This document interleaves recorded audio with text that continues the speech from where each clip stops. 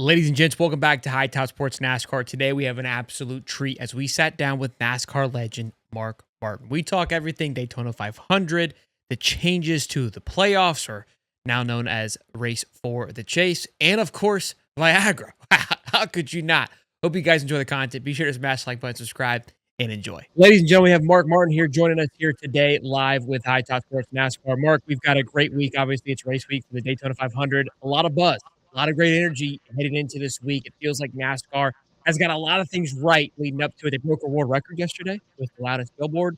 A ton of buzz. Talk to us about your feeling. Are you feeling that same kind of buzz, or just more of a you're in the fan world now? Is there some great excitement happening? I think excitement is building, and I think NASCAR has made some good choices recently, and just a lot of things to look forward to. Great to have racing starting back up this weekend, our Daytona 500, and just to get started with the season.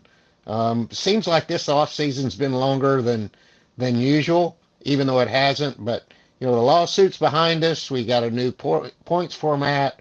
We've got a lot of interesting storylines. Got some new up and comers that I think are going to be able to break into the win column this year. So, yeah, it's a lot of excitement right now. A lot of great stuff. We'll get into those rookies here in just a minute. But speaking of the new system, the chase format, if you will, you spoke about it when it rolled out, and you were heavily involved with this, and that's why we appreciate you coming on here about a compromise happening. Elaborate on that, on what you mean by the compromise for the ones at home that may have not seen this thing unfold fully. But I really feel like, based on what I know, the majority of the fan base wanted a full season points, um, system, and for multiple, and that was a tough battle, and for a lot of different reasons, it was probably not ever going to happen.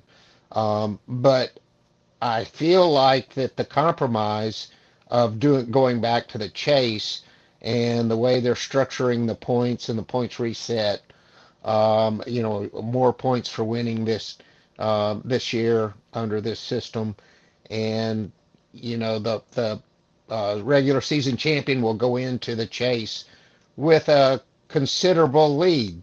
So, for a lot of different reasons, I think it's the best of all worlds. Many of the teams have written in their contracts, that they get big bonuses if they make the playoffs. And so they'll still be able to receive their money. And, Sure. I think it's good for everybody. No doubt. And they made the change with the Roval back to the Charlotte Oval, which I'm a huge fan of. I think that's a great course during the regular season. So I was glad to see them add it in the playoff. Will you be at Daytona? You making the trip? No, I don't really go to very many races, honestly. I feel kind of out of place, and it's just not that much fun when you can watch it on TV and see so much more. Yeah. If I go to a race, if I go to, the VIP suite or whatever, yeah, that's okay. But if not, man, walking around in the pits, I can't see anything. And honestly, I see very few people that I used to know and work with. It's a new day and age, and so I love watching them on TV. I go to one here and there. We are going to have a book coming out that's been 5 years in the making, and it's finally going to come out this summer. And once it comes out, I'm going to be doing book signings all over the place, which will include some NASCAR, Cup races. Well, that's too cool. I'll have to get my hands on that book, and hopefully we can link up and I can get that thing autographed because that'll be really cool. Yeah, I agree with you. A lot of people are talking. We obviously we have this podcast, and people are like, hey, you're gonna go to this race and that race, and I was like, I'm a fan, and I love to consume everything that I can. I want to hear what's going on in each and every single car, side story, somebody gets wrecked, and you don't get that when you go. Obviously, the smells and the sound are great, but I love. I'm in the information era. I want to know what's going on. Well, and being a competitor for 40 years, it just seems kind of weird being there, and it's a weird feeling. But As a fan, there's so much to consume. I'm just like you. I'm a fan now, Yeah, so I would much rather watch it on TV and follow along on X because you get all these inside. The television can only cover so much, sure. and you get all this. You've got so many great journalists that follow motorsports. So I keep them both going at the same time. You and me, I saw you having some fun this past week. You were talking about the Clash. There's always babies on the internet. You found out this past week. I was in the same boat. I was glad to see that you and I were kind of in agreement. It's like I enjoyed what we saw on. I loved the rain. I loved the tires. Was a little chaotic, and we had some too many penalties, and it drug it out. It's not going to be perfect, but ultimately, I thought it was a great kickoff. I did too. I was great. It was great to have racing, back and monumental effort by NASCAR, even Ricky Stenhouse and some of the guys going up there and shoveling snow off the grandstands. Yeah. It's not something I'd want to see every day, but do not forget it's an exhibition race. It is a specialty race. It's not supposed to have normal rules. It's supposed to have odd things happen. And, we got it. And we got some good racing. And I loved, the fact that Ryan Priest got the win because I'm, partial to those guys that still get their hands dirty on race cars. So it was all good with me. No doubt, one of the good guys won. You mentioned at the top of the show about these newcomers. Obviously, Connor Zilic, Carson Hocevar is another one that's turned a lot of heads as of late. What are your thoughts on these young guys and your feel of their approach to the sport? And do you expect one of them to break out this year? Yeah, I do. Connor is, a once in a generation talent, I think, and so is Kyle Larson and Christopher Bell. So, the coming so close together, I just can't imagine how that happens. But, he's so mature. But let's not forget about Jesse Love. Mm, He brings some different personality to the table, which is really cool. Carson Hocevar is brings a lot of polarization, which is something that we desperately need. Maybe he can be our next Kyle Busch. And Corey Heim has the potential to do big things as well. And I think he will. And he's with a great organization. So, and then we actually have some young female drivers that are displaying more car control and driving talent than I've ever seen sure. before. So, and they're young too. So, that's pretty exciting. How cool would it be to have, a girl up here beating and banging with our stars today? Man, wouldn't that get the blood pumping? Because there'd be a lot of haters. It'd make a lot of guys mad, and we need people to get mad in our sport. That's what drives it. Do you, think back about Dale Earnhardt? One of the reasons he was the biggest figure in our sport was because he made so many people mad and he made so many people happy. Yeah, unapologetically himself, no Yeah. question. And it feels like last year with Carson Hocevar, he mentioned things like, I don't want to be part of a boy band. Like we got a bit soft, if you will. It was everybody was too buddy buddy. So you're bringing in this new mix, and Carson Hocevar in a recent interview goes, "Yeah, I don't talk to anybody. I don't care to be friends with these guys." And I loved hearing that. But yeah, Jesse Love, I love his personality. Obviously, winning it's now the O'Reilly's championship last year, just over Connor Zilic. But his personality it's definitely a unique one, and it's fun to watch. And watching these guys navigate social media is a good time as well too. Who's somebody right now that embodies who you were as a racer during your time that you see a lot of yourself in? Oh man, probably the closest thing I could say would be Blaney. Love it. He's fairly low key. He doesn't get too high, doesn't get too low.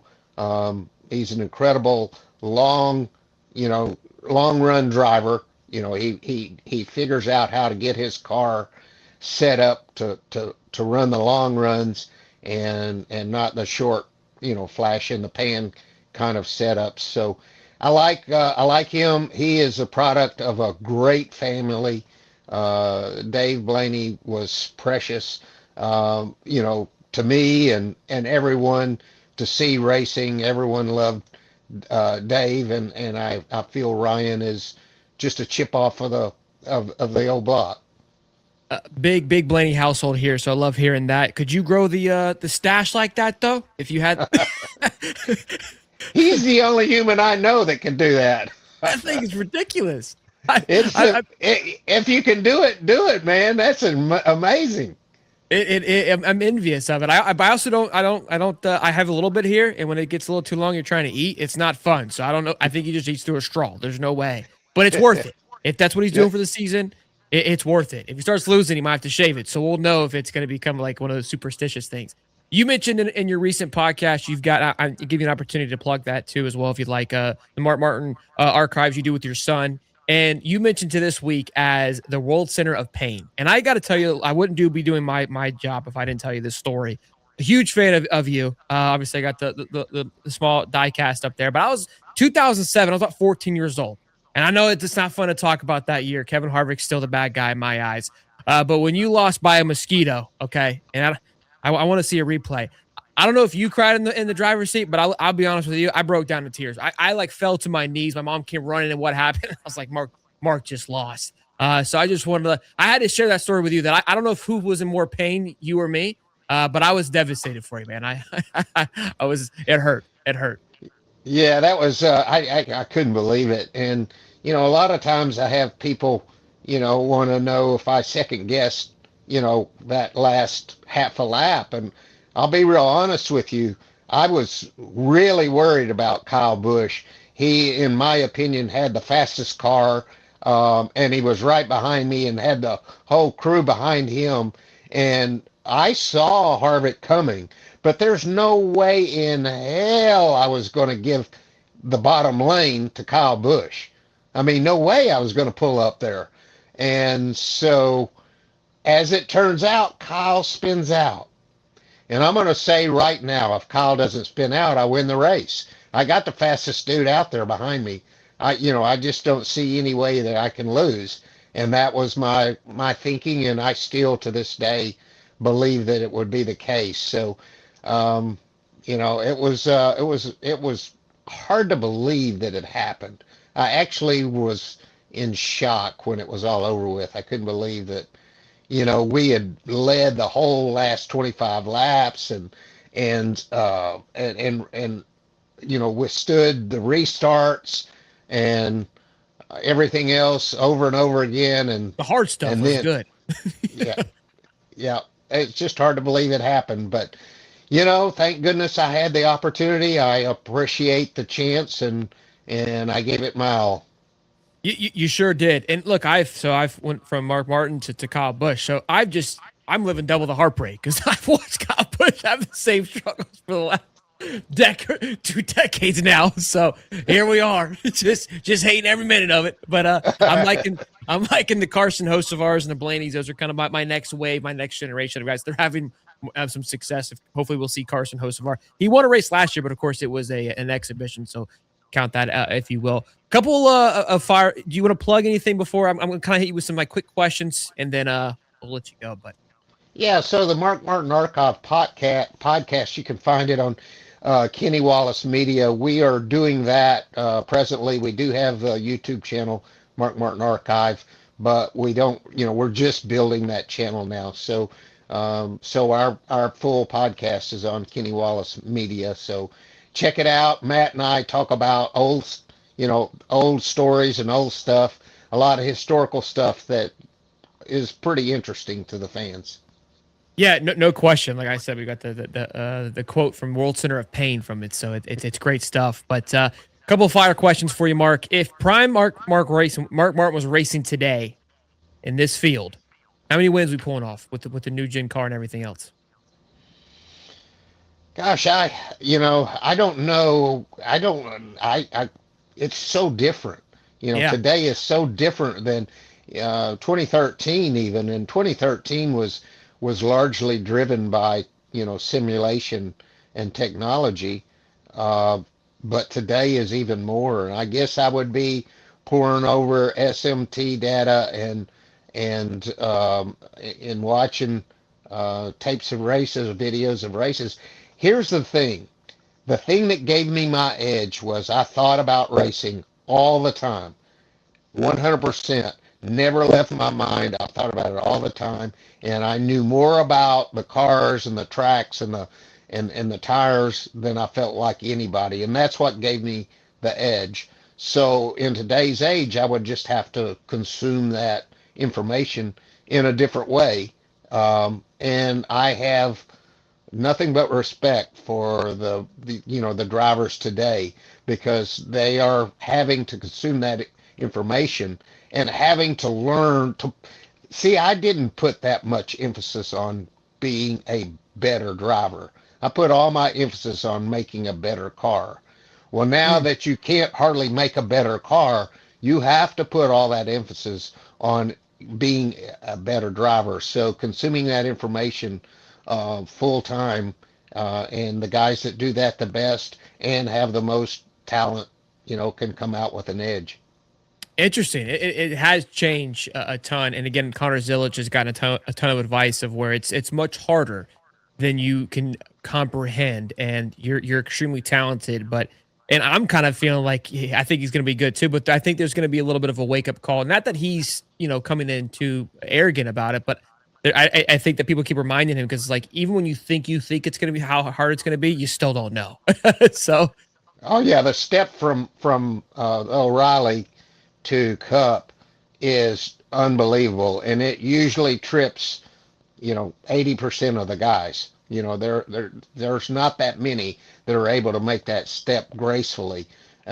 Connor uh, has a ton of talent, but he's sort of building a team around him, and he probably won't have a Hendrick level equipment, sure. but he'll have great equipment, and he will have the opportunity to raise the team, you know, all around him, and I think he will, and I think he'll win a race this year. Love it. Love that. I think so as well too. I think he has a lot of advantage on the road course, even with SVG and what he's been able to do over the last couple of years. I think there might be a little bit of an edge that Connor can bring to the table. So, and everything still has to go right for SVG on those road courses as well. Favorite race car paint scheme you ever drove? It's probably the '96 Valvoline paint scheme. Really? However, yeah, however, I Perfect. will have to say that the '92 '93 paint scheme was fit that Thunderbird so well. I mean, the whole package just it makes such a cool looking race car. So it would be one, either '96 or '93. I was born in 93, so I'll take that too. And then if you could bring back one classic NASCAR sponsor, not necessarily your own, but just a classic one, whose is it? Gosh, man, I don't know. I can't think of one specifically, unless it be Viagra. That's incredible.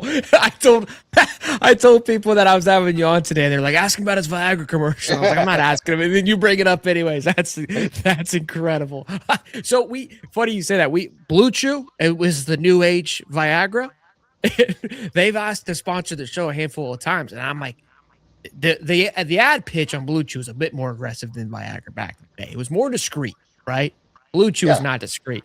And I'm like, I don't know. Mom's like, well, Mark Martin had Viagra, and I'm like, that's what's really kind of make my calling. As my favorite guy had it anyways, so that's awesome. Well, just remember, it's business. It's business. And number one, number two, for us in Viagra, they were huge on men's health, and not only was it the biggest sponsorship signed at the time in NASCAR, but it also was contingent on them doing a lot of men's health things. So I did a lot of network television commercials encouraging men to get regular health screenings, and they had a mobile trailer that gave free health screening to men that went to every racetrack in Awesome. '01, the first year they sponsored. So there was a lot of that part to be proud of.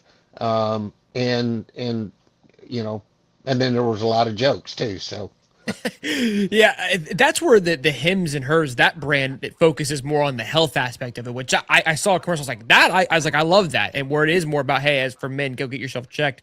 There's a reason that this is here. So I love that you were part of that. And I love that you mentioned it. That's awesome. Before you go, Mark, I'm a new father of two, and I love always asking fathers that have been doing it much longer than me. If you could give, a single thing of advice for others out there too, what would it be?